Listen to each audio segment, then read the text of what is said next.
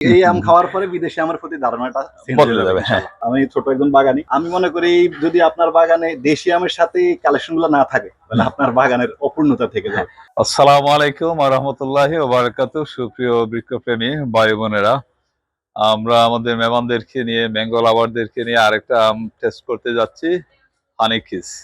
এটাও আমেরিকার একটা বিখ্যাত আম। আর এই আমের স্পেশালিটি অনেক দিক থেকে। এটা হচ্ছে সেমি ড্রপ নেচারে একটা গাছ এবং প্রতি বছরই ফলন হয়, থোকায় থোকায় ফলন হয়। আর এটার মিষ্টতা অনেক বেশি। এটা 24 থেকে 28 পর্যন্ত হয়ে থাকে। তো চলুন আমরা একটা কাটি আম দেখি কেমন। ভাই এটা স্যার আগে আমাকে দিয়েছিলেন, আমি কিন্তু এটা নিয়ে বেশি আপনি নিচ্ছেন? এক্সাইটেড। হ্যাঁ। তাহলে সিরিয়াল যখন পাল্টাই ফেলেন তাইলে নাইট ভাই পড়ে গেল আগে। হ্যাঁ? আগে আগে পাইবো। তাদের রসের বেশি। এই আমটা একসময় হারিয়ে গিয়েছিল আমেরিকা থেকে, পরে এই অল্টার জিল ওইটাকে আবার সংগ্রহ করে গার্ডেনে যুক্ত করছে। মাশাআল্লাহ ভাই, আমি আমার এটা হানি ফ্লেভার পাওয়ার কথা, হানি ফ্লেভার পাওয়ার কথা। হ্যাঁ, হুম, গ্রানও আছে। আমি ইনশাআল্লাহ এবার নিজে পরের অপেক্ষা আমের সাথে। এখন নাইট ভাই বলেন আপনার গ্রামের বাড়ি কোথায়? আমার বগুড়া। বগুড়া। এখন আপনাকে একটা প্রশ্ন আমি রাখতেছি যে আমাদের দেশে অনেক ম্যাঙ্গো লাভাররা আছেন যে বলে থাকেন যে আমাদের দেশি আমের চেয়ে সেরা আম হয় না। কে আমি যেটা অনুমান করতেছি যে বাংলাদেশে চিয়াংমাই, আইবরি, মিয়াজাকি এগুলা খেয়ে খেয়ে ওনারা সব বিদেশি আমকে নেগলেক্ট করে ফেলতেছে। এই যে আমরা দুইটা তিনটা আম দেখলাম, কি আমাদের দেশীয় আমের চেয়ে কি খারাপ নাকি ভালো, বা কি বলবেন? আসলে মানে দেশীয়টার সাথে এটাকে উপরে রেখে মানে এরকম না যে দেশীয়টাকে আমি নেগলেক্ট করলাম তা না। না না, অবশ্যই না। আসলে যেটা ভালো সেটা তো বলছি। সত্যটা বলবেন, আমরা আমাদের দেশীয় আমকে নেগলেক্ট করতেছি না। এই তিনটা আম কোনোটাকে আমি দেশীয় কোনো আমের নিচে রাখতে পারবো না। হ্যাঁ, সবচেয়ে ভালো আমের উপর লেভেলে উপরে রাখতে এবং হবে। পর্যায়ে রাখতে হবে। মাসুদ ভাই আপনি কি বলবেন? আমি একটা কথা বলবো, মানে হ্যাঁ।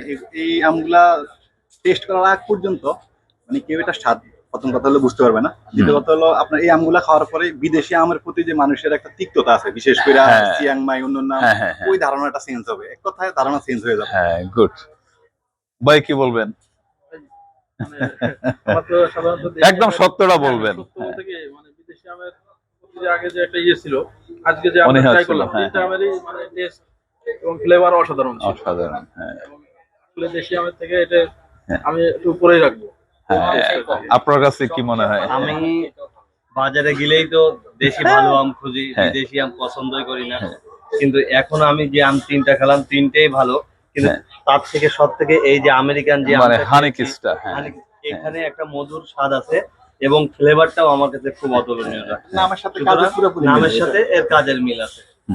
Thank you. থ্যাংক ইউ আপনাকে। তো আমি যেটা পরিশেষে বলবো যে বাইদের অপিনিয়ন যেটা, এবং আমিও কোনোভাবেই আমাদের দেশীয় আমকে চূড়ো করার পক্ষে না, কিন্তু আমাদের অনেক ভালো ভালো আম আছে। এগুলার মধ্যে যদি যে ত্রুটিগুলো আছে, অনেক আমের শেলফ লাইফ নাই, অনেক আমের কষের সমস্যা আছে, অনেক আম এক সাইডে পাকলে আরেক সাইড শক্ত রয়ে যাচ্ছে, এগুলা যদি একটু আমরা জেনেটিকলি একটু মডিফাই করতে পারি তাহলে আমি মনে করি এইসব আমের মতো বা এর চেয়েও আরো ভালো আম তৈরি হতে পারে। তবে একটা মেসেজ আমি রাখতে চাই, আমাদের দেশে যারা এই আমাদের দেশের চেয়ে আর ভালো আম হয় না, ওনাদেরকে বলবো একটু রিকোয়েস্ট যে আপনারা এই আমগুলা না খেয়ে এই কমেন্টটা করা উচিত না। আপনারাও টেস্ট করবেন সুযোগ থাকলে, ইনশাল্লাহ আমাদের এখানেও আসবেন। আমরা মেলা যতদিন আছে আমরা চেষ্টা করব এই টেস্টগুলো আপনাদেরকে দেওয়ার, এবং আপনারা আপনাদের অপিনিয়ন জানাবেন।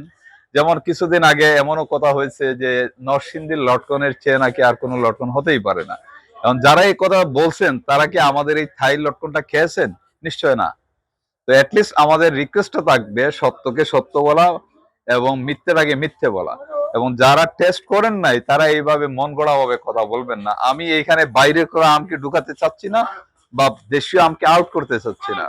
আমি চাই যে আমের সিজনটাকে লম্বা করা এবং ওয়ার্ল্ড ওয়াইড যে কমার্শিয়াল জাতগুলো আছে এই জাতগুলাকে ইন্ট্রোডিউস করা, যাতে করে আমাদের দেশের আমের চাহিদা মিটাইয়া আমরা দেশের বাইরেও এক্সপোর্ট করতে পারি।